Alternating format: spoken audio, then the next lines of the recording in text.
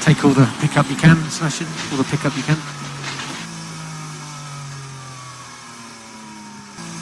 Sebastian, just so you know, you have a 10-second penalty for the turn 1 collision with Ocon. Copy. Well, it was a race full of struggle. Tough day. We speak after. Yeah. Yep. Yeah, understood. Obviously, a bit of a weekend to forget, but thanks for hanging in there. Appreciate it. Yeah, tough weekend. Your pace, you'll see when you look at the race trace, your pace when we put on the hard was stellar. We just need to figure out what was going on with the C4 tyre, because I think on the hard our pace was up with the top cars again. I think after the first lap, mate, there was literally 0 overtakes after lap 1. So I think from where we started the race, it was always going to be tough. Yep. Yeah, understood. I'll have to watch the start again, but obviously I lost out there, so sorry for that. We'll come back in Baku stronger, mate. I think we understand everything. We just need to figure out the C4 tyre here, but otherwise we'll come back in Baku stronger. Sure of it. So kill the engine, wait 5, and then turn the car fully off. It's coming, Daniel, promise.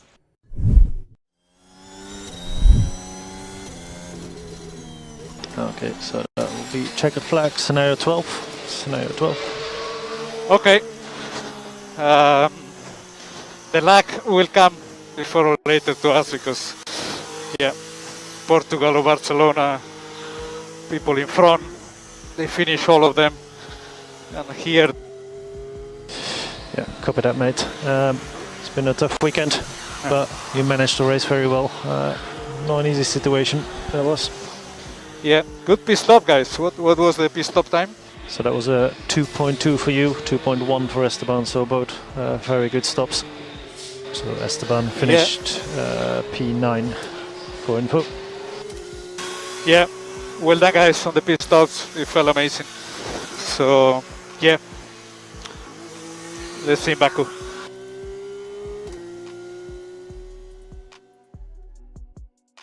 Hello everyone, this is the Casual Fan. Now, just a few days back, I'd put up a video ranking the top 5 drivers of the season so far. The 2021 season hasn't really been great for everyone. While it's true that some drivers have put together some great performances, there are others that have just not been up to the mark. Before the start of the season, there were many drivers that came into the season with a certain expectation. But with 5 races done, things don't seem to be going according to the plan. Well, keeping that in mind, I've picked up 3 stars of the Formula 1 paddock that were arguably expected to do a better job than what they have done until now.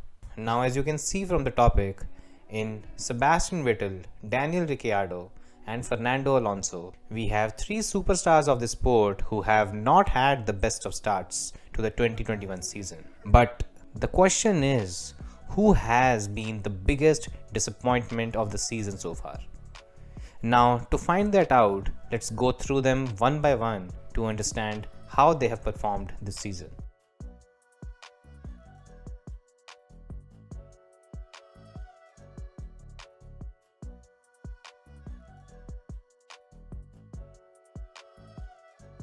So starting with Sebastian Vettel, although it seems slightly unfair to question whether Sebastian Vettel has been disappointing after a weekend where, well, he was named the driver of the day.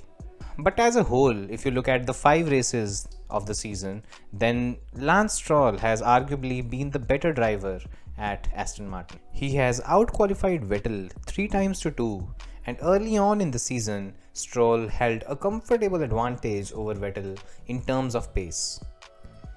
Now, Vettel has made significant strides in terms of pace and performance in that Aston Martin. He outperformed the car and qualified inside the top 10 at Portugal.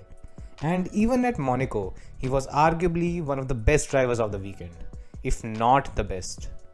For Vettel, if we look at the 5 races, we have to say that the start of the season has been a slightly disappointing one, as he is not expected to lose out to a Lance Stroll in the same car.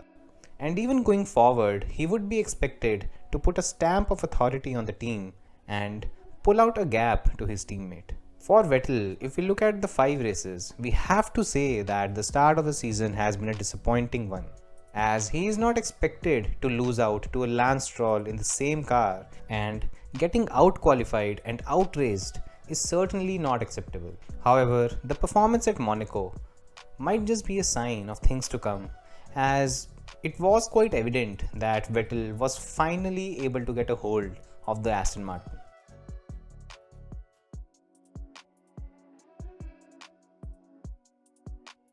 Next up we have Daniel Ricciardo. Now, to be honest, it was slightly sad and strange to see Daniel Ricciardo get lapped by Lando Norris at the Monaco Grand Prix. Before the start of the season, if anyone would have told me that Ricciardo would get dominated by Norris at McLaren, then I would have laughed at that idea. But then such has been the dominance of the young McLaren driver over Ricciardo that it's hard to believe the kind of performance gap that Ricciardo is suffering from as compared to Lando Norris.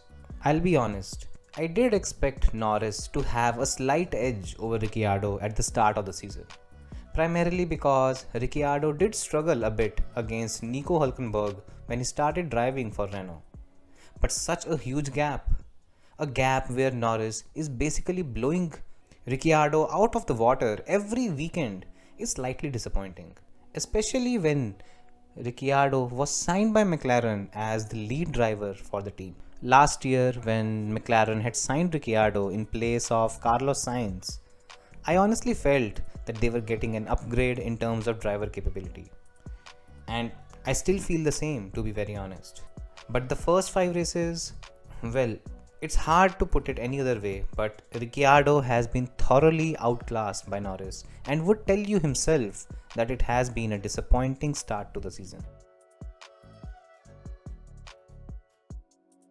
And now we have Fernando Alonso. Well, I'll be honest about one thing. When Fernando Alonso was signed to drive for Alpine, I honestly thought that it would mean curtains to the career of Esteban Ocon. Ocon had been, well, he was smashed by Daniel Ricciardo in 2020.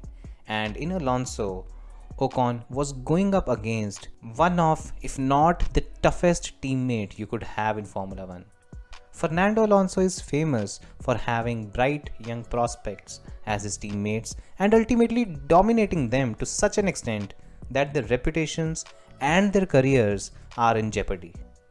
Most recently, he did that to Stoffel Vandoorne at McLaren in 2018. And when he was making his return to Formula 1, everyone, myself included, thought he would dominate the young French driver. However, the 2021 season has not really followed the script that Alonso might have been hoping for. He got the jump on Ocon at Bahrain when Ocon was eliminated in Q1 due to an ill-timed yellow flag. But other than that, Ocon seems to have the handle on him. For sure, just like Ricciardo, a part of it is contributed to Ocon making significant strides in terms of performance since last year. But this is Alonso we are talking about, arguably one of the greatest drivers in the history of the sport. For sure, a 2-year layoff is not ideal, but I don't think many would have expected him to struggle this much. Arguably, considering everything, Alonso's return to Formula 1 has been far from his liking. So now, since we've looked at the performance of all the 3 drivers, the question is, who has been the biggest disappointment? From this consideration, I would exclude Sebastian Vettel, primarily because I feel he seems to be turning things around at Aston Martin, and if Monaco and Portugal are any indication, then he should be able to start putting together a more consistent run. The situation, however, seems alarming for both Alonso and Ricciardo. They have been thoroughly outclassed by their respective teammates and have scored less than half the points that their teammates have been able to put together. For drivers of their caliber, these are poor numbers. But if I really have to narrow it down to just one driver and pick the most disappointing driver of the season, then I guess it has to be Fernando Alonso. Ricciardo, Although I agree that he has lost out badly to Lando Norris, but there have been occasions where Ricciardo has got the better of his teammate. He leads Norris 3-2 in qualifying, and before Monaco, Ricciardo outqualified Norris at Barcelona and finished ahead of him in the race. Alonso, on the other hand, is yet to put together a weekend where he seems to be the faster of the two drivers at Alpine. Every weekend, Ocon has appeared to hold an edge over Alonso during both qualifying and the race, and the results speak for itself. Ocon has 12 points to his name compared to just 5 for Alonso. And this, in my view, is why Fernando Alonso has to be considered the most disappointing driver of the 2021 season so far. Now, these were my views. What do you guys think? Who do you consider to be the most disappointing driver of the season? Do let me know in the comment section. I hope you guys liked the video. And if you did, please like, share and subscribe to the channel. Thanks for watching and see you next time.